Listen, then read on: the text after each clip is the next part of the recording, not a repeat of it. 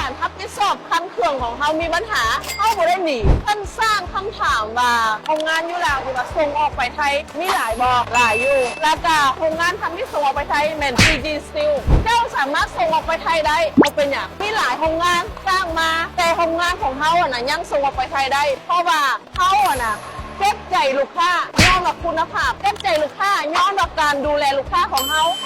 มีการรับผิดชอบคันเครื่องของเขามีปัญหาเขาบ่ได้หนีเขาอยากดึงแท้ๆปัญหาของเขาเป็นอย่างไรเขาก็ปรุงระบบของเขาก็ปรุงคุณภาพเครื่องของเขาแล้วเป็นอย่างนะลูกค้าไทยนะตอนใดเขาก็ไม่แต่ถ้า PG Steel ขายเครื่องแล้วเขาจึงเอาค่าของเขาอะโมเมนต์แล้วเขาบ่มีการเปรียบเทียบเขาเป็นคนมีเงินหลายเขาเป็นคนมีตลาดหลายย้อนมาเขาก็ไป